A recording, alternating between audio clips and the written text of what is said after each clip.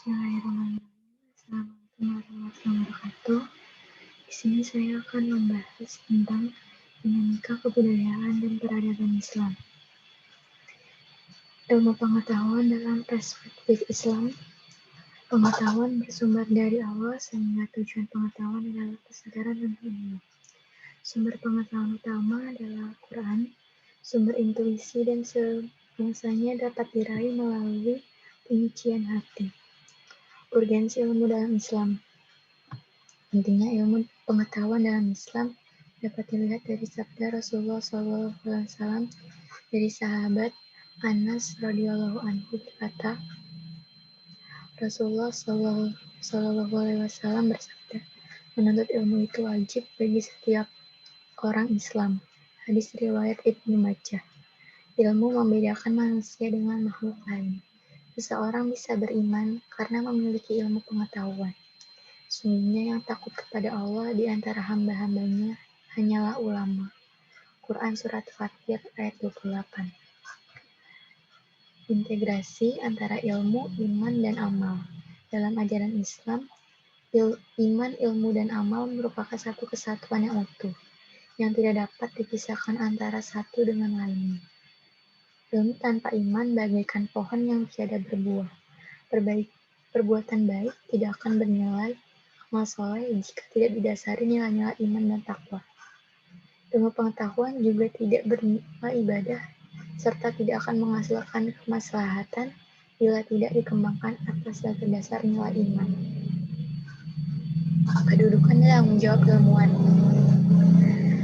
Keutamaan orang berilmu. Allah memberikan kedudukan yang tinggi pada orang berilmu. Kelak pada hari kebangkitan, orang yang ahli ibadah hanya dipersilakan masuk surga dengan memberikan pertolongan syafaat kepada orang lain. Tanggung jawaban ilmu. Orang berilmu memiliki tugas dan tanggung jawab baik secara vertikal maupun horizontal. Menyampaikan amanat Allah dalam kutipan, dan ingatlah ketika Allah mengambil janji dari orang-orang ahli kitab, hendaknya kamu menerangi isi kitab itu kepada manusia dan jangan kau menyembunyikannya. Quran Surat Al-Imran ayat 186. Orang yang sadar akan tanggung jawaban dalam tugas menyampaikan amanah dari Allah akan selalu mendapat perlindungan dari Allah dan dicintai manusia, bahkan juga makhluk lain. Memelihara lingkungan alam semesta. Dalam kaitannya dengan kedudukan manusia sebagai khalifah di bumi, ia mempunyai tanggung jawab untuk menjaga keseimbangan alam dan lingkungan tempat tinggal mereka. Selanjutnya adalah kebudayaan dan peradaban Islam di masa silam. Karakter peradaban Islam itu berasas tauhid, kosmopolitanisme, berasas pada moral yang agung, yang keempat, menyatukan agama dan negara, yang kelima, toleransi yang mulia. Kontribusi peradaban Islam di dunia, yang pertama pada bidang akidah dan agama. Islam menyatakan keesaan Allah dan kekuasaan serta kesuciannya dari kekurangan dan kealimannya. Islam membebaskan manusia dalam menyembah dan berhubungan dengan Allah. Dalam Islam, manusia memahami syariat-syariat Allah Subhanahu wa Ta'ala tanpa penataran tokoh-tokoh agama. Yang kedua, bidang ilmu pengetahuan dan teknologi.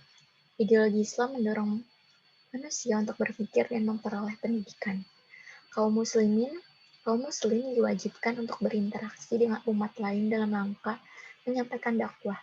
Yang ketiga, dalam bidang matematika, penjumlahan dalam bentuk angka Arab, termasuk angka 0, bukan dalam bentuk huruf atau kata-kata seperti lazimnya pada masa itu. Sistem bilangan algoritma oleh Muhammad bin Musa al-Khwarizmi. Ilmu fisika dan teknologi, pakar fisika dan astronomi terbuka Al-Kazimi menulis kitab Mizan al-Hikmah yang berisi tentang gaya tarik bumi sesuai dengan teori bahwa keseluruhan gaya mengarah pada pusat alam semesta. Yang kelima, astronomi. Sebagai pengembara di gurun pasir yang biasa berpergian pada malam hari, mereka biasa menemukan arah perjalanan dengan berpedoman pada bintang-bintang. penguasaan pengetahuan tentang bintang-bintang, pergerakan planet-planet, dan perubahan cuaca. Itu melalui ilmu astronomi. Yang armada kimia, konsep Al-Razi yang membagi zat kimia menjadi kelompok mineral, tumbuhan, dan hewan. Khalaf bin Abbas Al-Zahrawi menulis kitab Al-Tasrif yang berisi metode-metode yang membuat obat-obatan dengan cara sublimasi dan distilasi.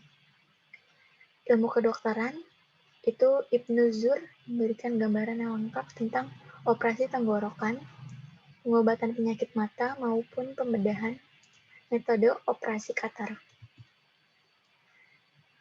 Nah, selanjutnya ada tantangan kemajuan iptek bagi umat manusia masa kini. Kemajuan iptek melahirkan krisis multidimensional.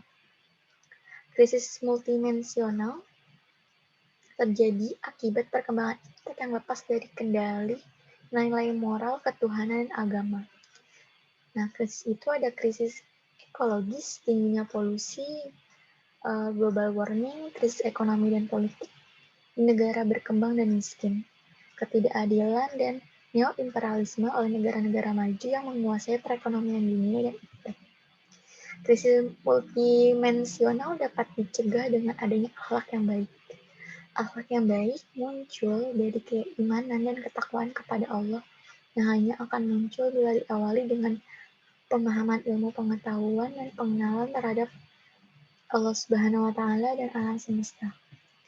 Islam sangat mendorong dan mementingkan umatnya untuk mempelajari, mengamati, memahami, dan merenungkan segala kejadian di alam semesta. Dengan kata lain, Islam sangat mementingkan perkembangan ilmu pengetahuan dan teknologi.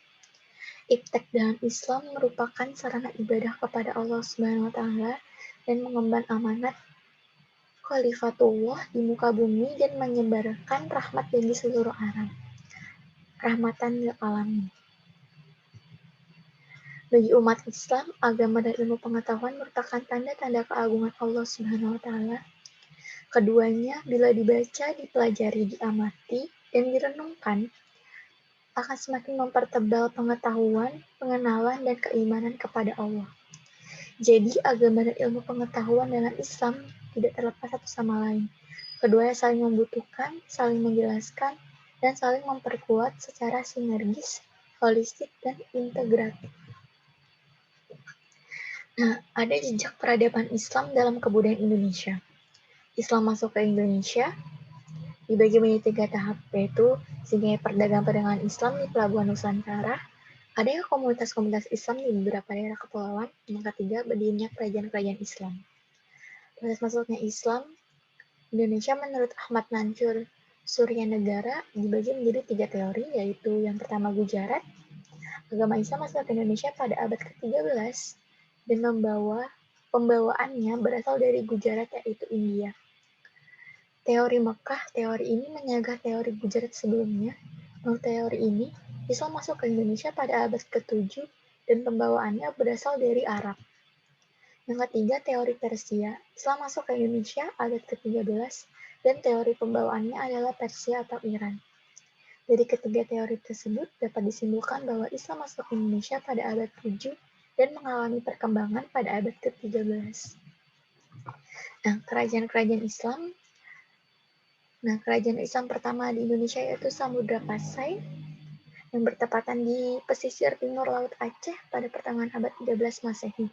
Selanjutnya, Kerajaan Aceh yang terletak di daerah yang sekarang terkenal dengan nama Kerajaan Aceh Besar.